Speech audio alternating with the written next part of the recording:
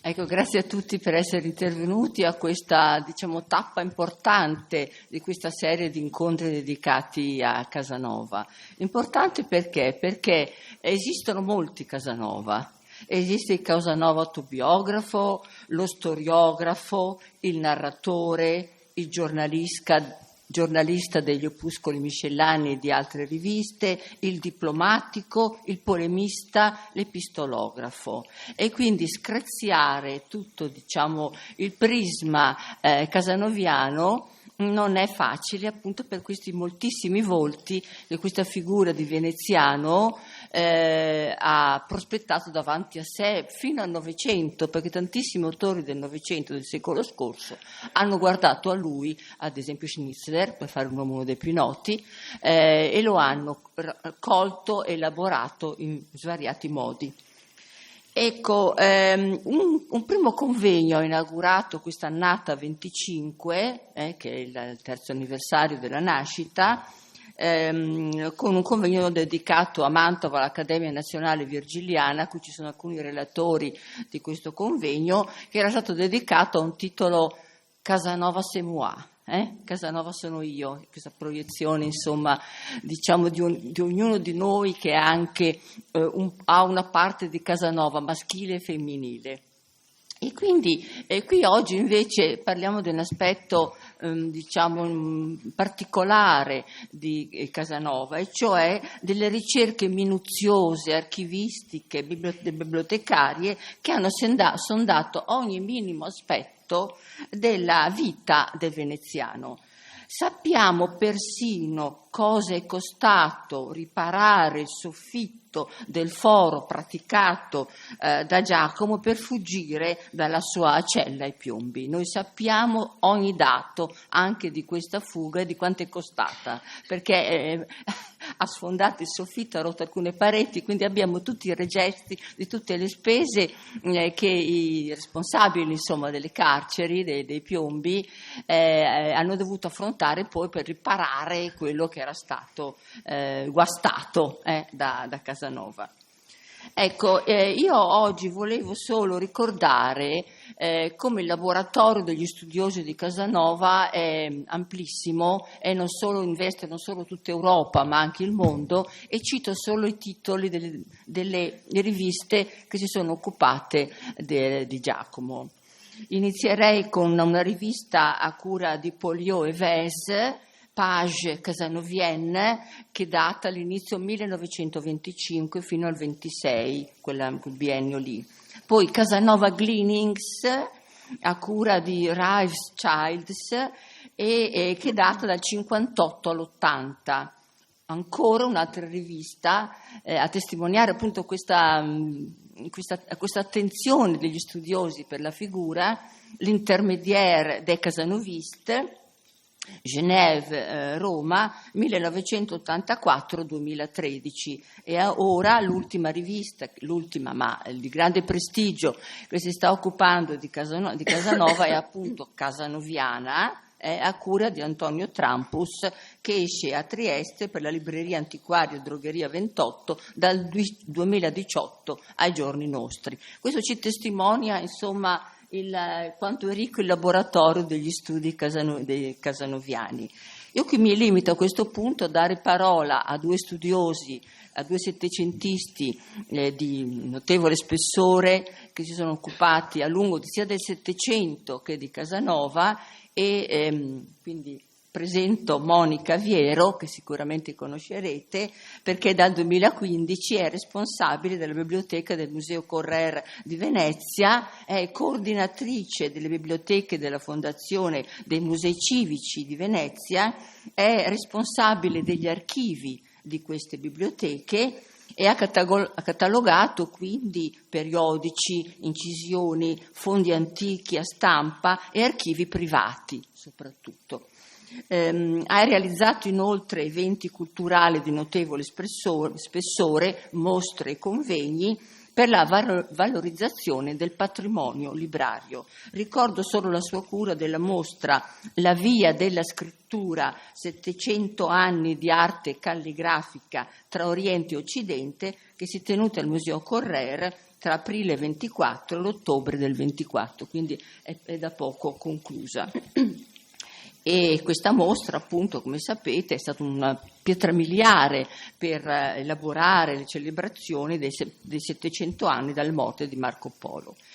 E l'altro studioso che è qui vicino a me è un noto settecentista, Stefano Feroci, fiorentino, ha studiato a lungo, vagato a lungo tra gli archivi di mezza Europa, diciamo così, per riprendere una immagine casanoviana, anche lui indefesso viaggiatore.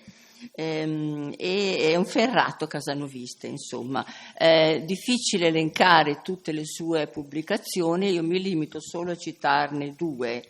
La prima è Sulle orme di Casanova nel Granducato di Toscana, quindi, che è uscita nel 2009 questo volume. Un altro volume molto interessante è Une promenade à Paris avec Giacomo Casanova, quindi andando in giro per Parigi, Stefano ci ha accompagnato per Parigi in compagnia di Casanova. E poi altri studi dedicati ad esempio a Casanova nella Milano del Giovensignore e anche i travestimenti, quindi Casanova un travestì, i travestimenti che sono presenti nell'Histoire de ma vie. Ecco, quindi do a loro la parola ringraziandoli molto per essere qui con noi a parlarci, ci parleranno di Aldo Ravà, saranno proiettati dei filmati, quindi direi che sono due voci che ci possono dare una prospettiva nuova sugli studi in corso su Casanova. Quindi grazie molto a loro.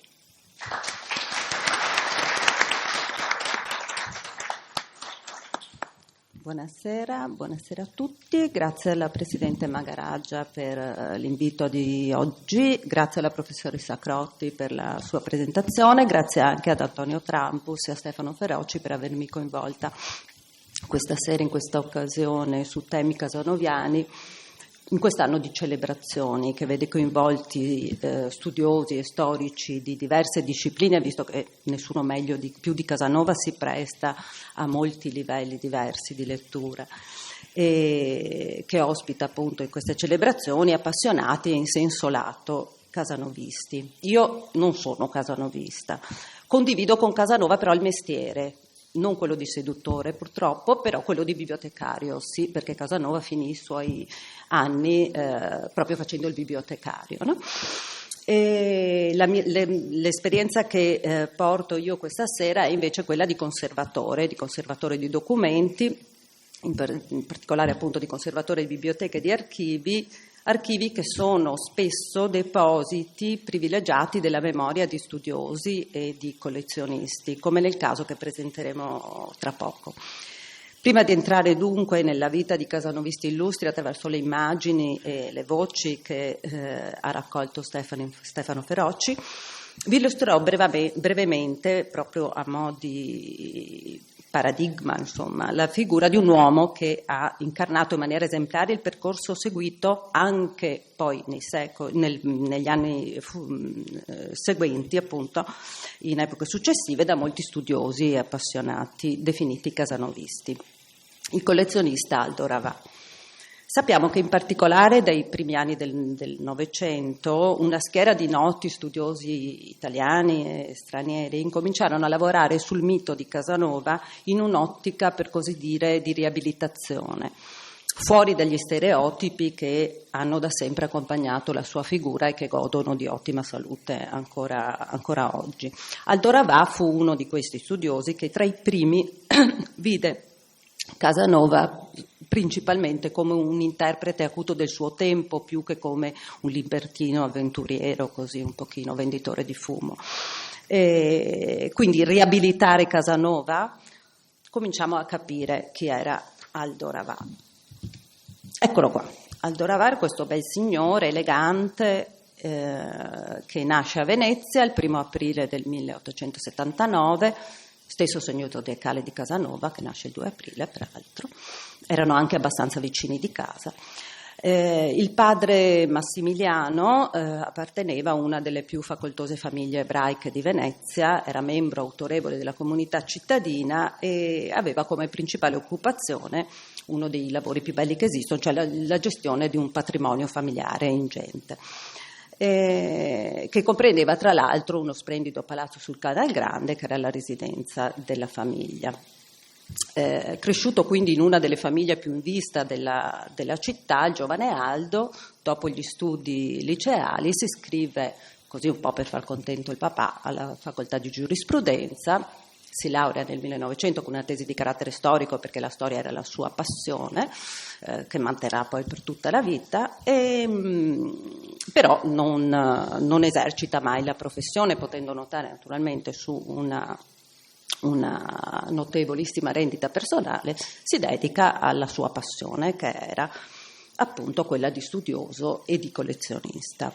Tra l'altro diventa uno dei più giovani soci dell'Ateneo Veneto nel 1901.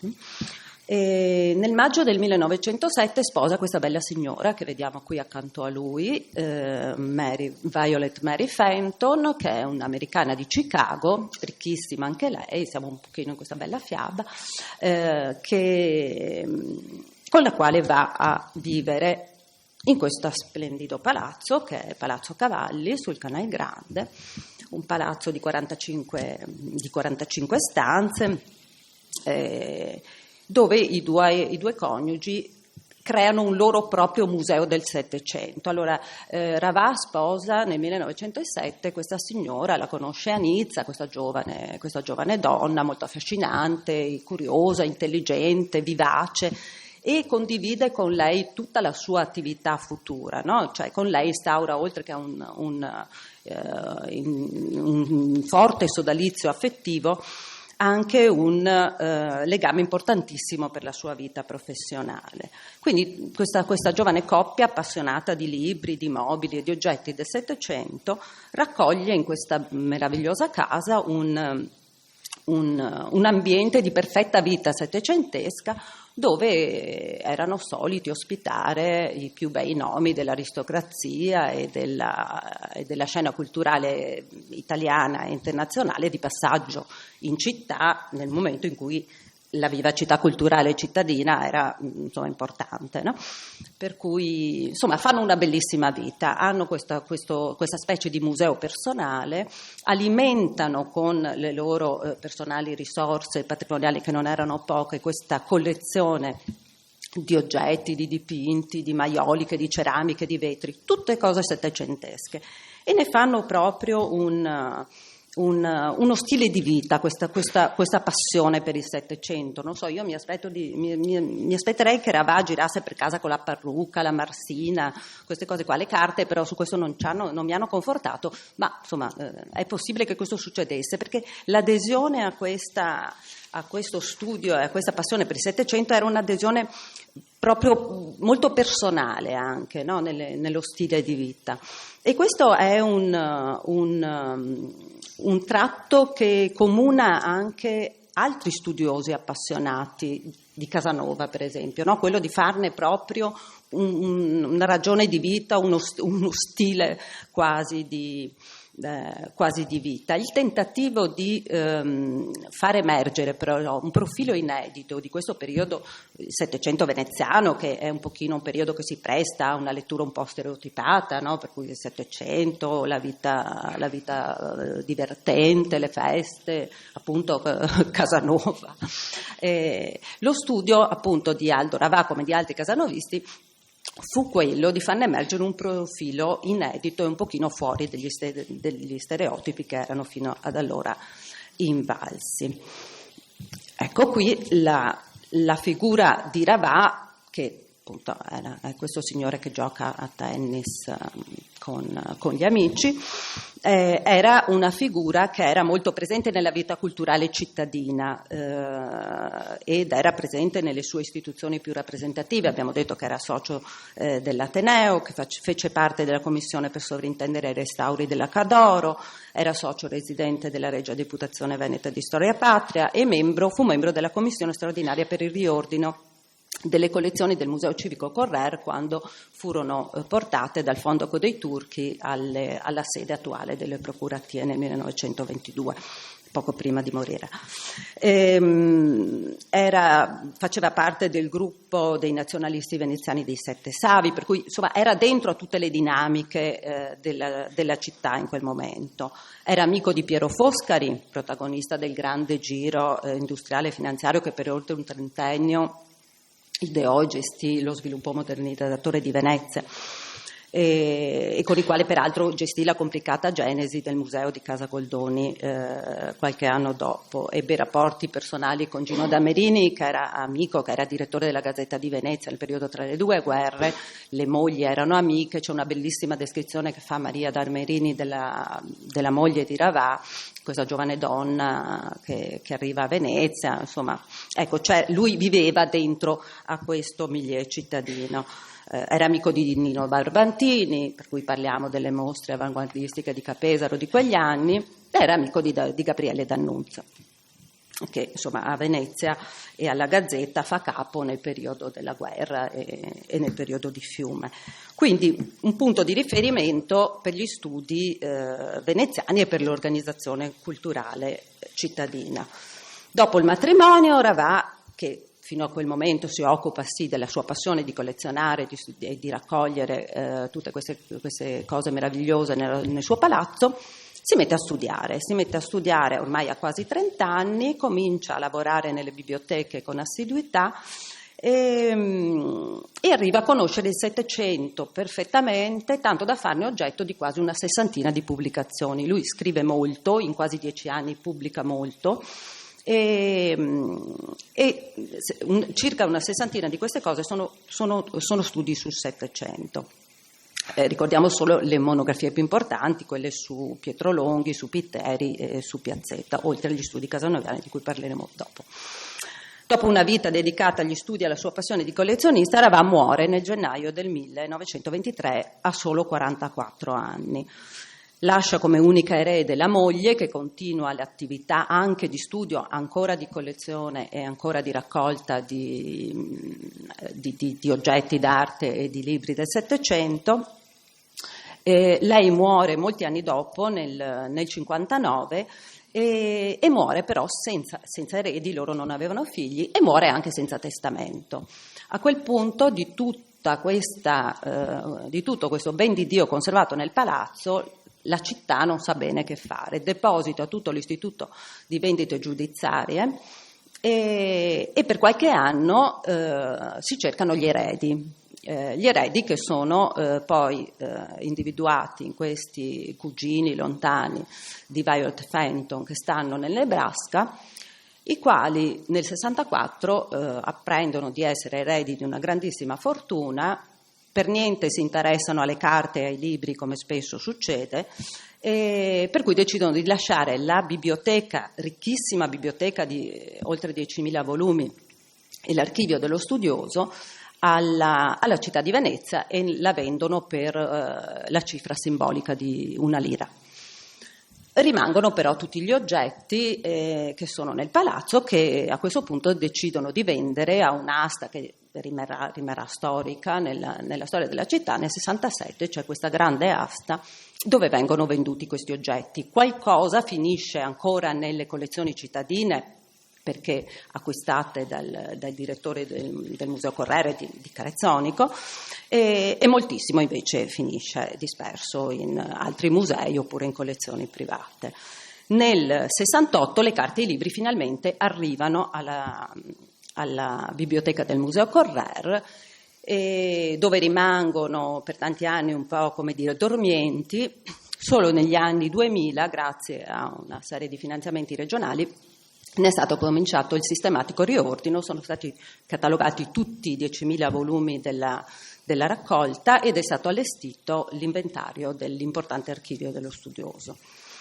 Ma cosa contiene il fondo Ravà Fenton? Eccolo qui. Allora, contiene una grande quantità di manoscritti, che però sono carte che con Ravà c'entrano poco, ma sono l'esito di un suo atto di generosità, perché sono una parte dell'archivio della famiglia Gritti di San Marcuola che, rischiando la dispersione, lo studioso acquisì proprio per evitare che questi manoscritti venissero dispersi. Siccome molte delle cose contenute in questo fondo erano cose relative al Settecento, lui li tenne e pure gli studiò e fece anche qualche pubblicazione relativamente a questo.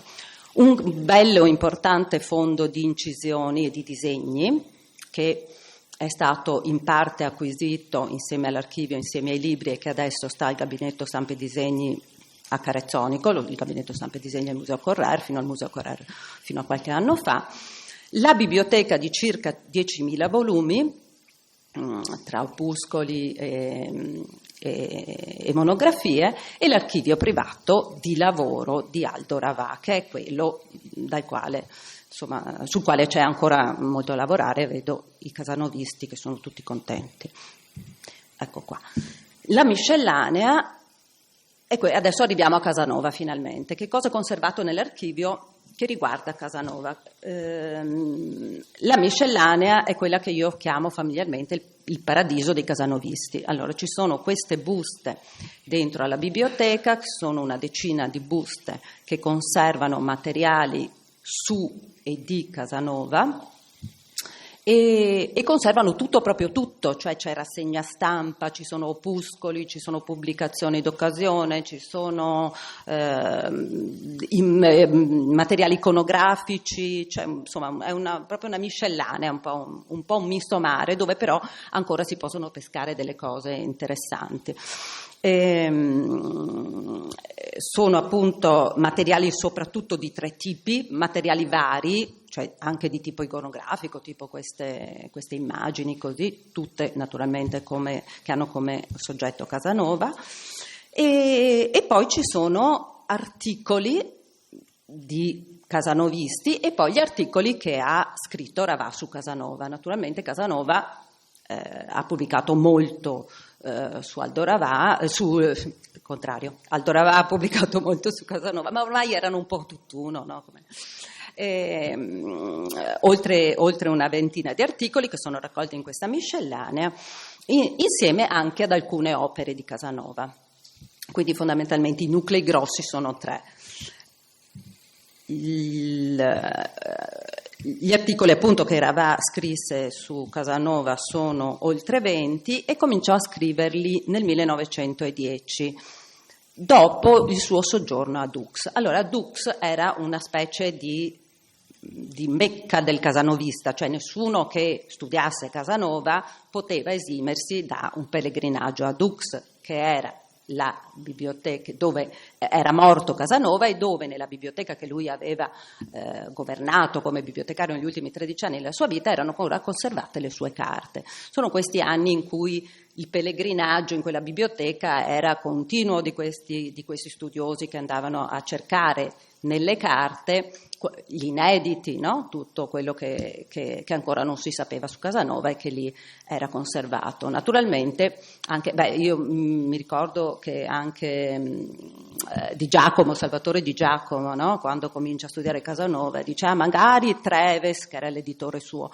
mi mandasse a Dux a fare un po' di ricerche, ma Casanova, cioè il bibliotecario, non poteva pagarsi il viaggio, invece c'è Casanova Di Giacomo, e invece Ravà naturalmente appena è andato e anche in prima classe è andato lì e si è fermato moltissimo, molto più del previsto, no? Perché naturalmente la biblioteca, le carte di Casanova riservavano sorprese continue a chi avesse l'occhio addestrato a cogliere gli inediti, e Ravà sicuramente quest'occhio ce l'aveva. Infatti Ravà nel suo primo articolo, dove appunto racconta un pochino le sue scoperte a Dux, dice appunto: ho pensato che non fosse inutile andare a consultare le carte di Dux, dove c'erano un sacco di documenti che però anche gli altri studiosi che erano andati mica tutti erano avvertiti, erano capaci di leggerli, per cui ci sono ancora tanti documenti che sono sconosciuti, che sono trascurati e che sono stati male interpretati. Eccola qua, questa era la biblioteca del castello di Dux. E Ravà, studiando le fonti, è sempre più convinto che i materiali conservati negli archivi e delle biblioteche possono fornire importanti materiali utili alla riabilitazione di Casanova, che da questo momento diventa un pochino il suo obiettivo, no? Cioè dimostrare che Casanova non era solo rispondente a quel mito, insomma, così un pochino, no? Legato alla sua fama di seduttore, di truffatore, insomma, ma che invece era stato, oltre un interprete acuto del suo tempo, anche un letterato, uno capace di profondità nell'interpretare fatti e luoghi e persone. E quindi questo tipo di studio, questo tipo di approccio alle fonti porta Ravà alla redazione di molti articoli, quindi pubblica sulle opere pubblicate di Casanova, su Casanova poeta, su Casanova la Rivoluzione francese, su Casanova e Voltaire, sul rapporto di Casanova con l'Abate Chiari, sui diversi momenti narrati nelle memorie, sui rapporti di Casanova con i protagonisti della lettura e delle arti del suo tempo. L'archivio raccoglie, poi come vediamo, anche ecco appunto Casanova, uno dei primi contributi di Ravà è appunto quello in cui lui spiega qual è il suo metodo, no? Io credo che uno studio paziente e l'accurata ricerca negli archivi delle biblioteche riuscirebbero ad interessanti scoperte, no? Quello che dicevamo prima, e quindi io penso che questo ci farà capire come Casanova fu non solo un libertino, una spia, qualcosa di meglio del narratore spudorato, abilissimo nell'esagerare le proprie avventure, nel celare i propri delitti, quali li si reputa comunemente, ma un geniale enciclopedista, un acuto osservatore e un narratore efficace. Quindi ecco, questo era il lavoro che stava facendo Ravà. L'archivio raccoglie, come vediamo, oltre agli articoli di Ravà, anche i materiali che sono serviti alla loro redazione, quindi noi, oltre all'esito rappresentato agli articoli, abbiamo anche tutti i materiali che Ravà usò, quindi in realtà ne sappiamo molto di più leggendo tutti i materiali che lui ha prodotto rispetto a quello che sappiamo leggendo agli articoli. Ecco, dove tra l'altro Ravà parla dei suoi contemporanei, degli altri studiosi di Casanova, no? Dice per esempio in questo articolo: Casanova è alla moda, mentre Oietti e Renato Simoni lo hanno portato sulla scena, perché avevano scritto questa commedia sul matrimonio di Casanova. Pompeo Nolmetti sta pubblicando un ricco epistolario e Salvatore Di Giacomo ci prepara un libro su di lui. Ecco, Salvatore Di Giacomo, che tra l'altro fa la prima traduzione italiana della Fuga dei piombi di Casanova, di cui si parlava prima, e sulla quale pure Casanova scrive, raccontando appunto perché Casanova aveva deciso di scrivere finalmente la storia della Fuga dei piombi. Il vero esito però degli studi casanoviani di Casanova, cioè quello di Ravà, cioè quello più importante, è stata la pubblicazione nel 1912 delle lettere che le donne avevano scritto a Casanova. Ravà trova nelle carte di Dux queste oltre 250 lettere ricevute da Casanova durante la sua vita. Sono lettere di donne affezionate, per niente arrabbiate con Casanova, che no, io se ho a che fare con un seduttore dopo un po' mi arrabbio, ma evidentemente il rapporto che Casanova aveva con le sue amanti era anche un rapporto fatto di affetto, di appoggio, di condivisione, no? E questo salta fuori molto bene da queste lettere e Ravà lo spiega bene in questo libro. Diceva: insomma, Casanova è stato un innamorato anche sincero, affettuoso, premuroso, no? Per cui di nuovo uno scardinamento degli stereotipi. Oltre a questo, il fondo conserva poi naturalmente opere di Casanova, moltissime, cioè edizioni di Casanova, soprattutto prime e rare edizioni, raccolte con il gusto del bibliofilo, perché naturalmente Ravà poteva permettersi anche l'acquisto di edizioni rare, importanti sul mercato antiquario, così, però il suo interesse era comunque sul contenuto, cioè lui interessava sì raccogliere belle edizioni, ma gli interessava soprattutto ricostruire una narrazione, una storia, no? Riappropriarsi attraverso le edizioni di una storia. E per cui sono moltissime le edizioni che sono conservate nel fondo. Adesso io qui ve ne faccio vedere qualcuna, questo curioso libello, L'Ana Caprina, sulla quale Tiziana Plebani ha scritto di recente un articolo, tra l'altro di grande interesse, dove si vede come Casanova fosse anche un po' femminista, nel senso che scrive questo libro per confutare la teoria di due medici bolognesi che dicevano che la donna non poteva pensare in maniera lucida perché il pensiero era un pensiero uterino, quindi insomma non c'era niente di scientifico in quelle che le donne potevano produrre. Casanova dice insomma dipende anche un pochetto dal contesto in cui vengono allevate, cresciute queste donne, no? Quindi è una versione un pochino inedita di Casanova. L'Iliade di Omero, questa edizione di cui Ravà trova a Dux uno dei canti che non erano ancora stati pubblicati, e soprattutto gli opuscoli miscellanei e il Messager d'Italie, che è questo piccolo volumetto che vedete alla vostra destra, che era finito, che lui trova fortunosamente in una delle sue scorribande alla Biblioteca Querini Stampalia. Era un libretto che da anni non si sapeva dove fosse finito, non se ne conoscevano esemplari, ma lui lo trova allegato insieme agli opuscoli miscellani, che era quest'altro libretto che lui aveva pubblicato, perché i bibliotecari naturalmente non l'avevano catalogato, essendo legato insieme ad altre cose, ma i bibliotecari sono della gente da evitare, proprio così in generale. Quindi questo libretto in particolare, secondo Ravà, è la prova che Casanova era ben altra cosa rispetto, dice, al cavaliere d'industria, al libertino, alla volgare spia, al quale lo si reputava abitualmente, ma bensì un acuto osservatore, uno scrittore efficace. Contrappone insomma questa immagine a quella stereotipata che proponeva per esempio Pompeo Molmenti nelle prefazioni dei suoi carteggi casanoviani, su cui torneremo fra poco. Ecco qui.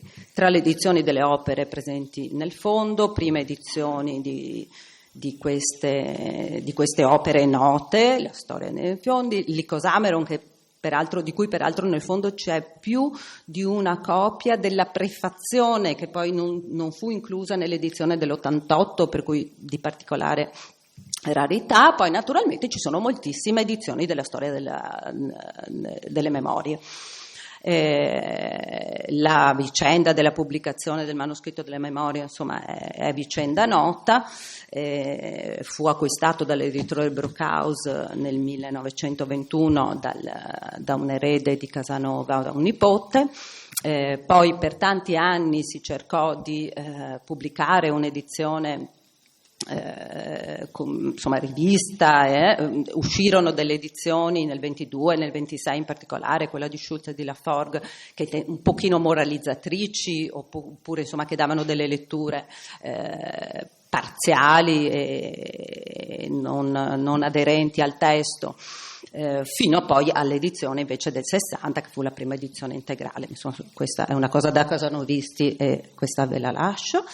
Moltissime sono le edizioni presenti nel fondo di adattamenti, edizioni ispirate alla biografia di Casanova, per cui di queste ce ne sono tantissime, divertenti, con delle belle anche illustrazioni. Sono cose godibilissime con molte immagini, perché evidentemente erano cose che giravano molto, giravano sul mercato, erano cose che avevano anche un bel mercato, e ce l'hanno credo ancora, no?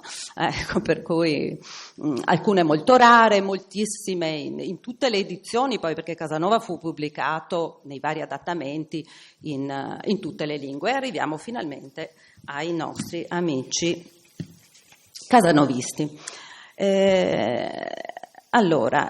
O meglio, agli amici casanovisti di Aldo Ravà. Allora, questi sono solo alcuni di quelli che io ho trovato nel fondo della corrispondenza di Aldo Ravà. Aldo Ravà aveva rapporti con tutti i principali casanovisti, naturalmente i suoi contemporanei, perché occupandosi di questa qui era gente che passava la vita a cercare fondamentalmente di verificare la veridicità delle memorie di Casanova, e a emendare passi che non si sapeva se fossero esattamente aderenti a quello che era accaduto, no?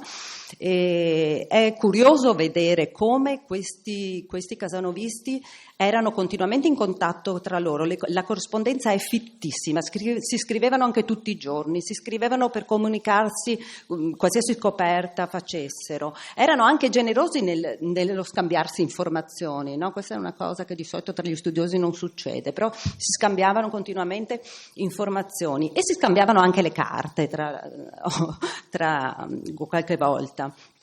Quindi ecco, era un mondo vario che girava intorno al mito di Casanova, no? Era un quadro composto da studiosi, da antiquari, da faccendieri, da perditempo, da gente circondata da mistero, e poi da studiosi seri anche, come era sicuramente Casanova. Ecco qua, questi sono quelli seri di cui abbiamo noi. Questo è Alberto Brockhaus. Abbiamo molta della corrispondenza con Brockhaus, che era un erede dell'editore delle memorie, corrispondenza con Bernard Marr, che era uno studioso che Aravà frequentò moltissimo durante il suo soggiorno a Dux. Abbiamo una grande quantità di corrispondenza che è stata studiata da Furio Luccichenti qualche anno fa, e naturalmente tra i casanovisti in contatto con Aravà non poteva mancare Pompeo Molmenti, che pubblica i suoi carteggi casanoviani dopo l'acquisizione della documentazione raccolta da un altro casanovista importante, che era Alessandro d'Ancona. Il senatore Molmenti in particolare si preoccupava di abbracciare nei suoi scritti pubblicamente la condanna morale dell'irrequieto Casanova, condividendo con Rinaldo Folin l'idea che, come ogni galantuomo sapeva, la vivacità dello stile e il brio dell'ingegno non bastavano a redimere la ricordanza di un uomo le cui vicende furono un oltraggio sfrontato e continuo alle leggi della morale e alla dignità dell'animo umano. Così come Molmenti, molti altri letterati accademici che furono tra i primi ad occuparsi di Casanova non vollero essere scambiati per simpatizzanti però di Casanova. Tra i pochi che si dichiarano invece apertamente ammiratori di Casanova, c'è Salvatore Di Giacomo. E noi abbiamo testimonianze nel fondo dei rapporti di Ravà con Di Giacomo, e anche qui c'è tutto un giro di carte, no? Perché Stefano Feroci ha pubblicato anche, cioè Di Giacomo nelle sue ricerche casanoviane si era messo in contatto con Alessandro d'Ancona, Pompeo Molmenti e Benedetto Croce, dopo che Croce gli aveva detto guarda che le carte di Molmenti su Casanova a Napoli ce le ha un altro casanovista ancora, che è Antonio Valeri di Roma.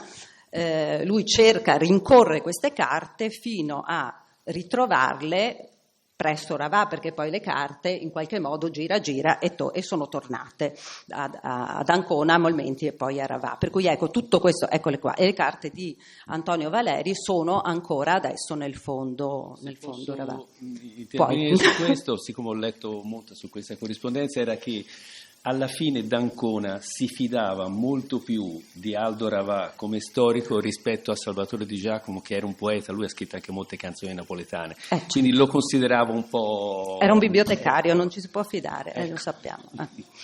Ecco, e quindi chiuderei a questo punto con le memorabili parole ironiche che Ravà riserva al Molmenti, che si era rivolto a Casanova chiamandolo appunto avventuriero, spia, ladro, baro, volgare, immorale e osceno. Molmenti chiosa Ravà, vincendo volentieri il ribrezzo che prova per sentirsi in spirituale compagnia con quel farabutto, si compiace di chiosare con la solita ben nota erudizione il ricco epistolario che il senatore D'Antona gli ha ceduto. Riabilitare Casanova? Dio me ne guardi, ma giudicarlo serenamente per le sue doti e professargli riconoscenza, questo sì. Dunque, continua Ravà, sento domandarmi da molte parti, con aria incredula e scandalizzata, una riabilitazione di Casanova? E perché no? E perché no, Stefano Feroci?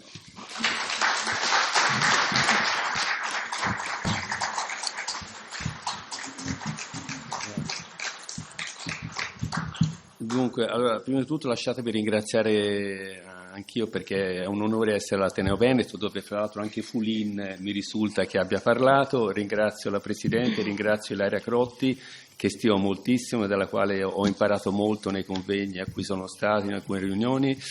Ringrazio Trampus per l'attività che sta facendo anche per questa e a proposito di bibliotecari, io non posso lamentarmi di Monica Viero bibliotecaria, perché forse ho iniziato 4 anni fa ad andare all'archivio, mi sono sempre trovato bene, perché da ricercatore vi posso dire ci sono degli archivi dove sei bene accolto, altri archivi dove invece non sei accolto bene, e questo chi fa ricerca lo sa. Maria, faccio riferimento a te, e invece tutto funziona a puntino, e non solo quello, ma c'è un'atmosfera positiva e questo è molto importante. Volevo dire 2 cose su Ravà che magari integrano.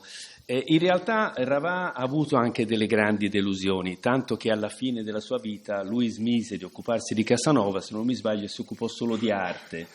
Solo di cosa artistica? Perché lui ebbe, la delusione veramente più grande fu di non essere riuscito a convincere l'editore che aveva i diritti delle memorie a pubblicare l'originale. Questo per lui veramente lo fece disamorare, se posso dire, probabilmente della materia. E poi in corrispondenza ho scoperto che lui, anche se era il protagonista che con tanti viaggi aveva trovato molta corrispondenza, alla fine dovette cederla a Molmenti. E questo io ho visto in alcune lettere con Alessandro d'Ancona, e dice come potevo fare, però le avrebbe volute pubblicare lui, anche perché forse si meritava lui di pubblicarle, perché veramente Ravà aveva lavorato più di tutti, ma con questo anche Molmenti era certamente un serio casanovista. Allora, vorrei incominciare con un'immagine forse un po' audace. Volevo dirvi che se oggi Casanova ci potesse vedere, e chissà, quel diavolo magari ci riesce, superbo com'era, direbbe ho avuto ragione io e qualcuno, guardate nel 300° come mi state celebrando. E questo lo dico sempre in funzione di Aldo Ravà, che in uno dei suoi viaggi e soggiorni di ricerca a Dux trovò una corrispondenza dove Casanova aveva scritto: oggi che sono vivo posso non vanamente vantarmi e consolarmi, pensando che almeno dopo la mia morte giustizia mi sarà restituita dai miei contemporanei che non me la vollero mai dare in vita. Ora, in effetti i contemporanei non gliel'hanno mai dato giustizia, però adesso diciamo che, non dico giustizia, ma c'è una visione più obiettiva di Casanova e quindi il suo scopo lo ha raggiunto. Bene, allora, fra 10 minuti circa, dopo una breve introduzione che farò, vi presenteremo un estratto, un breve episodio di circa 10 minuti dal titolo Primo incontro con Casanova, da un documentario che abbiamo preparato io e un amico casanovista di vecchia data, che si chiama Tom Vitelli e che vorrei che si alzasse. Tom, can you please stand up? Allora, Tom Vitelli, come capite, è di origini italiane come il tenente Colombo e studia Casanova, vi posso dire, dal 1977, quando venne a Venezia, giovane studente, sono 50 anni praticamente, a Ca' Vendramin, dove c'era l'istituto storico francese creato da Pierre Grouet, e lui lavorava nella biblioteca cercando. Quindi è 50 anni che lavora, ha fatto molti lavori, è un casanovista molto speculativo, molto profondo, che cerca di trovare le cose nascoste all'interno delle memorie. E quindi con lui abbiamo creato le domande, selezionato gli intervistati e prodotto tutto quanto. Allora, noi in questo documentario, che è diviso in 4 episodi, primo incontro con Casanova, in cui 3 casanovisti un po' âgé, diciamo, circa 80 anni tutti, che molto esperti, molto appassionati, si tratta di Furio Lucchicenti, di Helmut Vlazovic che è un tedesco che vive però a Ginevra in Svizzera, e Pippo Giuseppe Bignami, noi lo chiamiamo Pippo, che è un collezionista casanovista. Abbiamo fatto 4 episodi, di cui primo incontro con Casanova, che è quello che presenteremo oggi, e poi un altro episodio che si chiama Casanova e le donne, poi Casanova avventuriero e infine il Casanova erudito e memorialista. Dunque, questo progetto, perché lo abbiamo fatto? Abbiamo deciso di realizzare questo progetto, questo documentario, per cercare tramite questi studiosi il vero Casanova. Il vero Casanova perché? Perché, come ha detto la professoressa Crotti, Casanova è un personaggio non facile da catturare, perché ognuno di noi ha una visione di Giacomo Casanova, da quella del seduttore, del giocatore, dell'avventuriero, del truffatore, del grande memorialista, del viaggiatore, dell'esoterico, il massone. Lui era un po' tutto di tutto questo, quindi un personaggio complesso. Inoltre queste interviste le abbiamo realizzate anche per conservare nel 300° della nascita il sapere e la memoria di questi studiosi, non solo con gli scritti che hanno lasciato, perché tutti e 3 hanno lasciato degli scritti anche importanti, ma per avere in video la loro testimonianza di ricercatori, studiosi e appassionati del Settecento e dell'opera di Giacomo Casanova, perché il casanovista vive lo studio con passione. Ecco. Per questo documentario vorremmo ringraziare anche per il patrocinio l'Università di Ca' Foscari, per la colonna sonora il Conservatorio di Musica di Reggio Emilia, con il concerto grosso in Re minore di Vivaldi, suonato dall'ensemble barocco, appunto dal Conservatorio di Reggio Emilia, Peri e Merulo. Dunque, allora, vorrei a questo punto dire come è nato il casanovismo e la passione per Casanova nel mondo. È cominciata subito, cioè la prima edizione, come ha detto la dottoressa Viero, è stata pubblicata nel 1822 ed ebbe un tale gradimento di pubblico che un editore francese pirata, perché dove c'è Casanova c'è sempre qualcosa di losco, un editore pirata nel 1825 ne creò un'edizione in francese, ma siccome non aveva l'originale, questo editore francese tradusse l'edizione tedesca, che a sua volta era la traduzione dell'originale francese, quindi potete pensare come anche il testo sia stato stravolto, ma nonostante questo ebbe un tale successo che l'editore che aveva il manoscritto, appunto Brockhaus, decise di farne quindi l'edizione francese, però come ha detto Monica Viero, non pubblicò il manoscritto originale. E perché? Perché un po' per gli italianismi, no? Perché il manoscritto ovviamente era scritto in francese, perché Casanova sapeva che il francese era la lingua internazionale dell'epoca e quindi era indispensabile.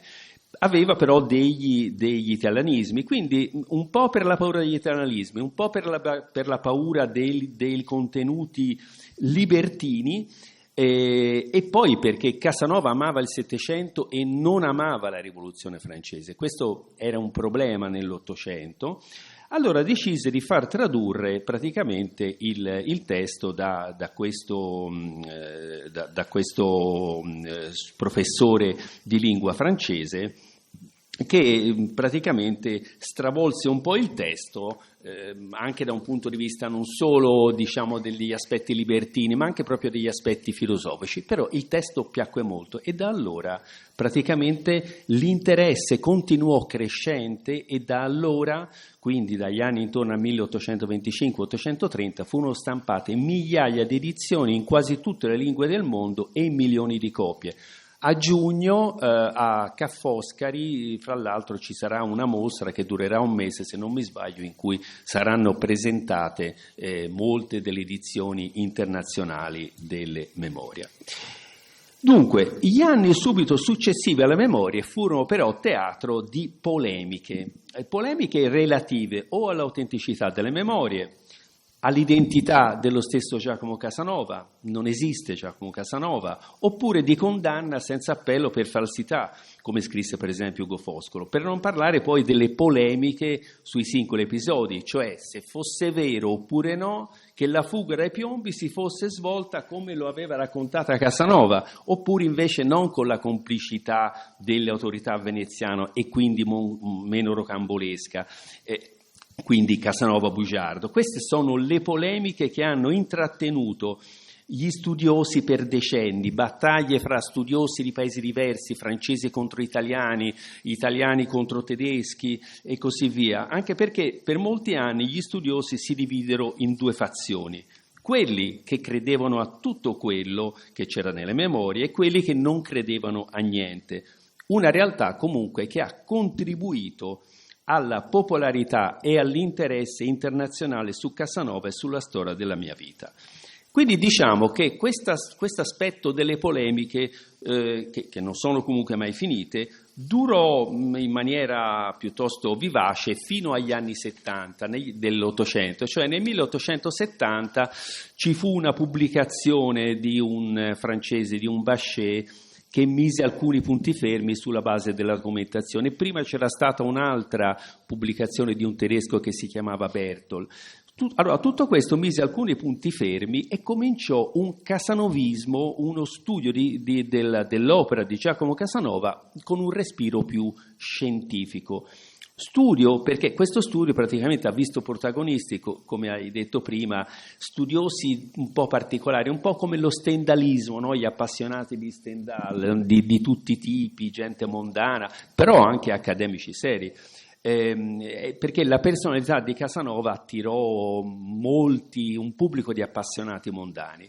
Però diciamo che fra gli studiosi, parliamo soltanto dell'Italia, ricordiamo che abbiamo nomi come Benedetto Croce, Alessandro D'Ancona, il famoso professore e senatore, Alessandro Ademollo, Pompeo Mommelti, Salvatore Di Giacomo, eccetera. Però naturalmente tutti questi studiosi dovevano nello stesso tempo, magari passavano ore, giorni e mesi a lavorare sull'opera di Casanova, ma dovevano comunque restarne un po' distanti per non essere successivamente attaccati. Cioè per esempio il Carducci, premio Nobel, scrisse, lo segnalò l'esecrazione classificandolo fra quegli avventurieri che portavano a spasso per il mondo lo spettacolo della vergogna italiana, attestando che la vecchia Italia rideva, vendeva e prostituiva tutto. Quindi diciamo un amore e odio nello stesso tempo. E lo stesso per quanto riguarda, come detto prima, Pompeo Momenti, il Foulin, eccetera. Detto questo, però, migliaia di pagine di articoli sono stati scritti sulle memorie e sui personaggi delle memorie da accademici e professori illustri nell'Ottocento, nel Novecento, nel XXI secolo. Le memorie sono un'opera eccezionale che ha fatto conoscere il Settecento dal suo interno, dandogli colore, dandogli vita, lontano dalle cattedre polverose, qualcuno ha detto, degli studiosi, e facendolo conoscere a tutto il mondo. Oggi questa passione per lo studio di Casanova continua. Gli studiosi di Casanova hanno preso in mano il testimone dai loro predecessori e con mezzi probabilmente più evoluti hanno portato avanti la ricerca che riguarda non solo la ricerca di archivio a verifica della veridicità delle memorie di Casanova come era ai tempi di Aldo Ravà. Oggi si studia il testo dal punto di vista storico, filosofico, filologico, psicologico, sociologico, economico, medico, eccetera, eccetera.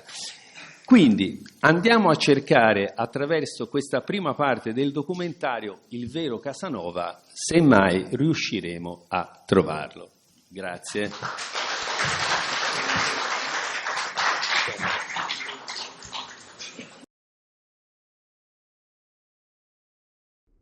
Un nome che risuona nei secoli: Giacomo Casanova. Amante, avventuriero, diplomatico, scrittore, spia. Una vita vissuta come un romanzo. Più di 40 opere scritte, ma un solo capolavoro creò la sua fama. Storia della mia vita, pubblicato postumo nel 1822. Un racconto avvincente della sua ascesa e discesa, un ritratto vivido del suo tempo, un'esplorazione audace della condizione umana. Per alcuni lettori, lo studio dell'opera e della vita di Casanova è diventato una passione. Questi sono i casanovisti, studiosi che hanno approfondito la vita e gli scritti di Casanova alla ricerca del vero Casanova. In questo documentario incontreremo 3 casanovisti eminenti. Furio Luccichenti vive a Roma, ha pubblicato numerosi libri e articoli su Casanova e ha fatto molte importanti scoperte negli archivi di Roma e altrove. Giuseppe Bignami vive a Genova, è un rinomato collezionista di iconografia e bibliografia casanoviana. Fra i suoi numerosi scritti, la sua opera più importante come casanovista è il libro Casanova e il mio tempo. Helmut Watzlawick vive a Ginevra, è uno scrittore prolifico su Casanova e il Settecento e ha contribuito enormemente alla nostra comprensione di quest'autore. Adesso andiamo a cercare l'uomo dietro la leggenda di Casanova.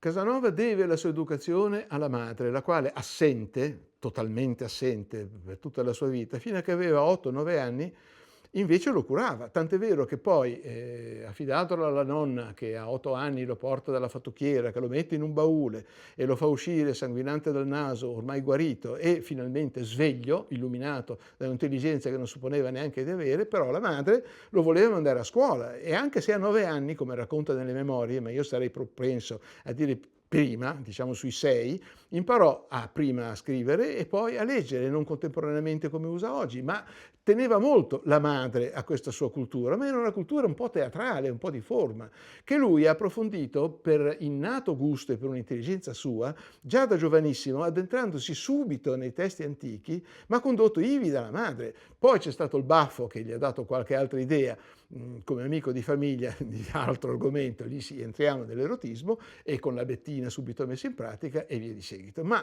questi studi e poi quelli matematici nei quali era molto versato per i fatti suoi, tanto da inventare la cabala, la piramide, tutti questi discorsi per noi complicatissimi, per me addirittura assurdi, ma arrivando a dei livelli veramente elevati, quasi da giustificare la duplicazione del cubo, cosa che non è possibile, non è giustificabile nemmeno oggi, quindi aveva veramente delle partenze, degli input e delle esigenze sue di cultura del tutto particolari. In più era dotato di una memoria meravigliosa, difatti era in grado di intrattenere lunghissime dissertazioni con questo e con quello, anche più sapienti di lui, senza fare delle brutte figure. Con questo però che cosa succede? Che finiti questi bei discorsetti, la gente fuori dalla porta diceva, crede di sapere, ma non sa fino in fondo.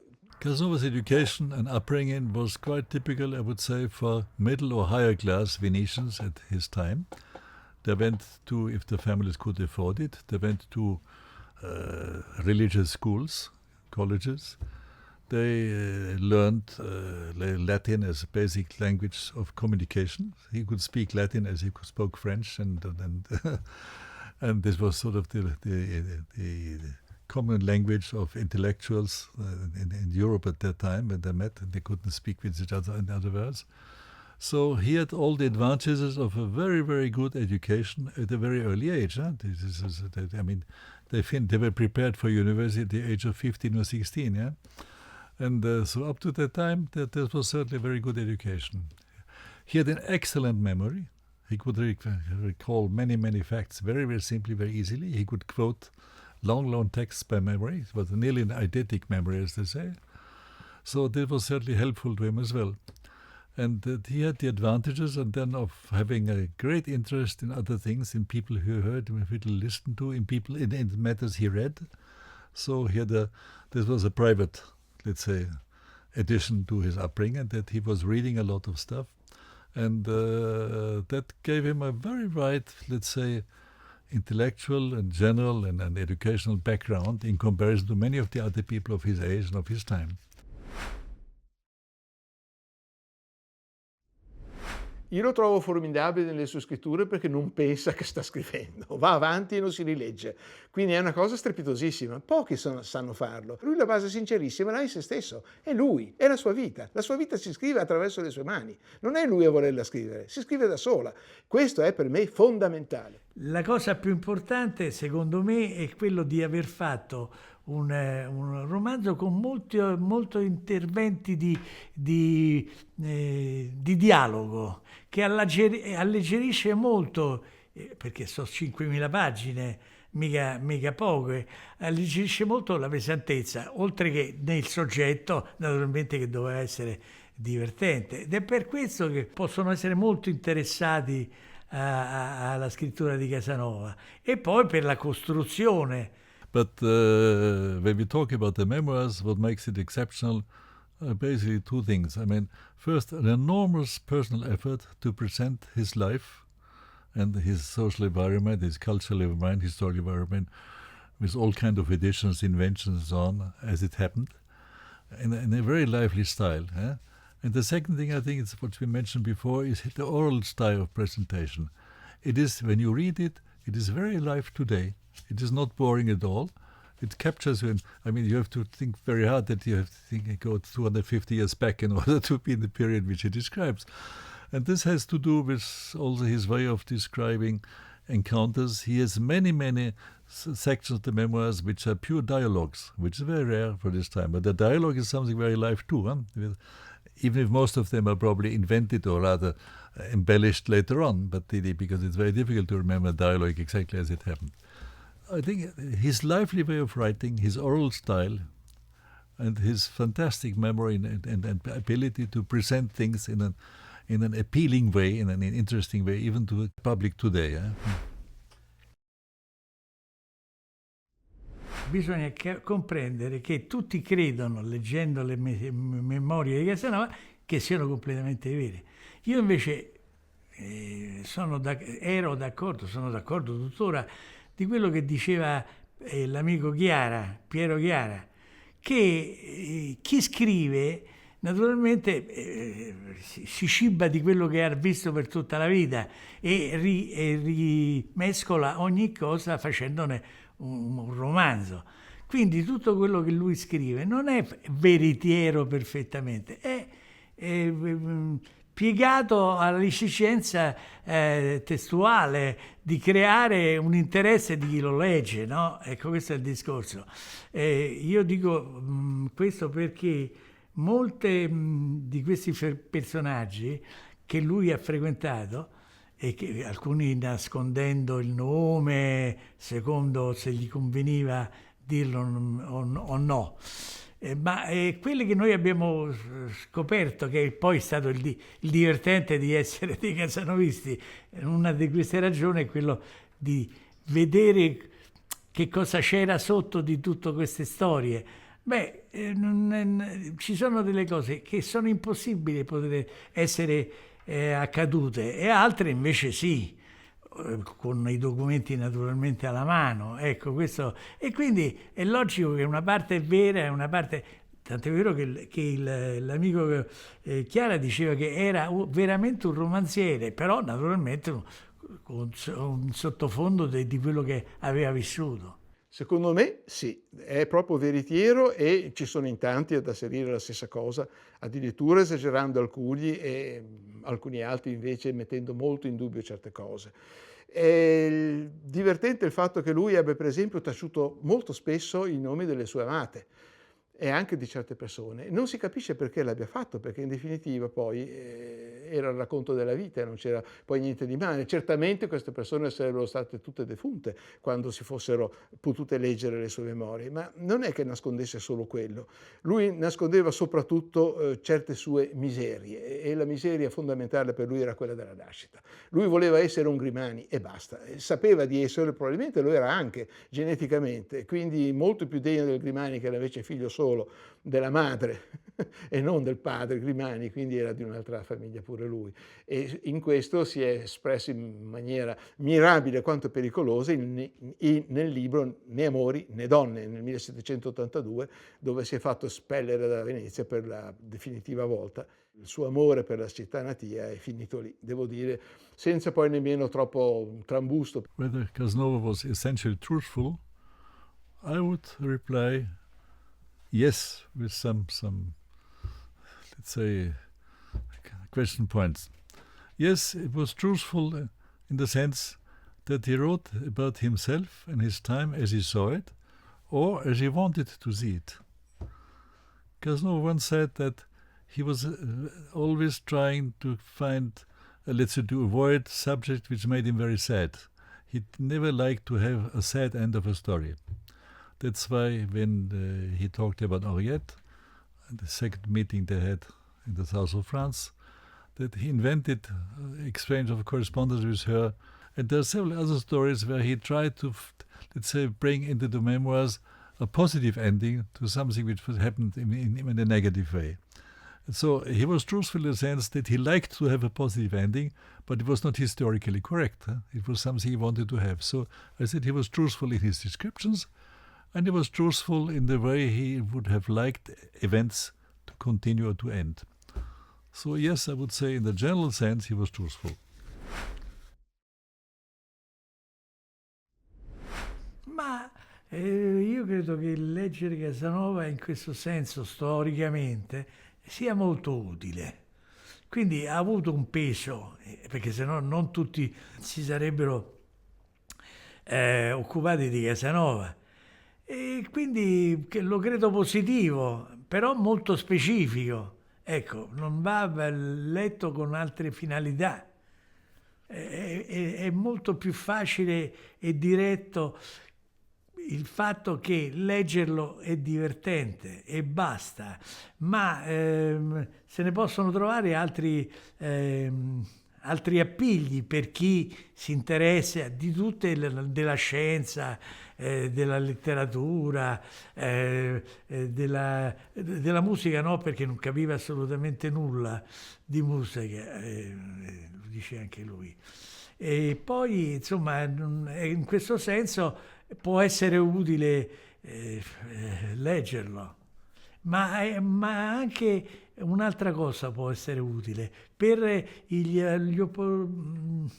gli specialisti della letteratura del viaggio. E questo viene molto considerato perché quelli che fanno ricerche sui viaggi o collezione di viaggi, lui rientra, è un odeporico, come si dice, è specializzato in odeporico. Il fatto di Casanova è per me fondamentale per la lettura del suo tempo, per la storia che lui ci insegna e per quella che noi impariamo attraverso di lui. Quindi bisognerebbe davvero parlarne di più anche a scuola, dove invece si dice soltanto era un gran seduttore, ha cercato di scrivere la sua storia, ha scritto La fuga, la storia della fuga dei piombi e basta, non si sa altro in pratica. Should Casanova be studied as part of the literary canon? My reply would be absolutely yes. We can study Casanova's memoirs exactly in the same way as we study the Confession and other sort of biographies of literary writers. And,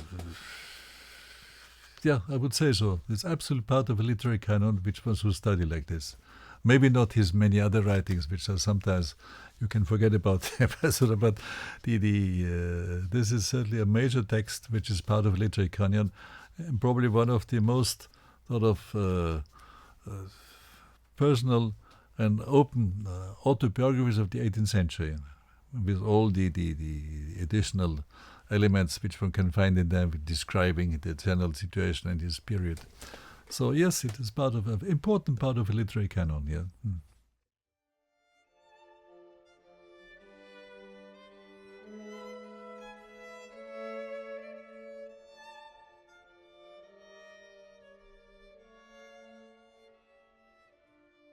Io ho visto con particolare moto di affetto l'intervista a Furio Lucicenti, che è stato in biblioteca da noi per molto tempo e che fu il primo a farmi approcciare a Ravà casanovista, perché a me di Ravà interessavano soprattutto gli studi teorico-artistici su Piazzetta, su Pitteri, cioè tutto il suo lavoro in quel senso, no? E per cui mi ricordo Lucchichenti che venne, che mi spiegò, che mi raccontò, che si fece mostrare penso che sia stato uno dei primi a studiare il fondo Ravà, Furio Lucchichenti, in biblioteca, e poi mi trascinò a un giro per Venezia sui luoghi di Casanova, compreso il cimitero San Michele, dove cercava la tomba di non so chi che aveva parlato di Casanova, una cosa bellissima.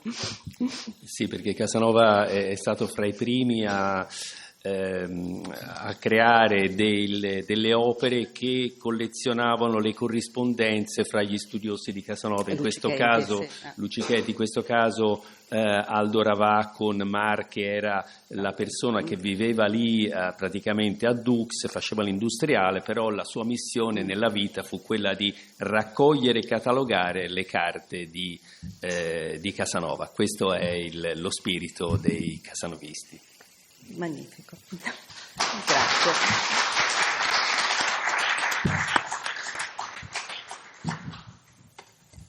Solo per ringraziare queste due straordinarie relazioni su Casanova, che ci hanno aperto molte finestre sulla figura e anche sui fantasmi che aleggiano a Venezia, su Casanova e sull'altro veneziano che invece la tradizione ha santificato, e cioè Carlo Goldoni.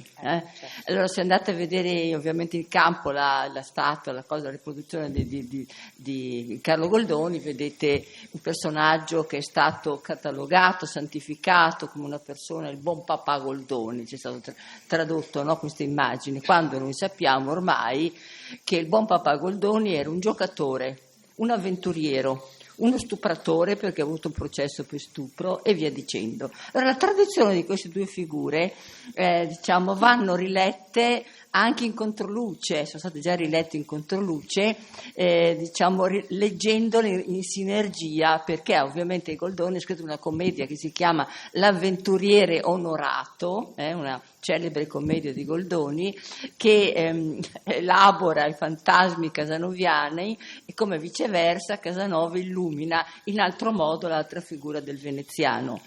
Se andate all'Istituto Veneto di Scienze, Lettere e Altre, a Palazzo in Campo, non trovate nessuna immagine di Casanova. Invece del buon papà Goldoni trovate molte immagini secondo lo stereotipo del buon papà. Ecco, quindi attenzione agli stereotipi, perché sono molto interessanti, anche letti in sinergia e anche confrontati in questo senso. Quindi molte grazie a tutti allora.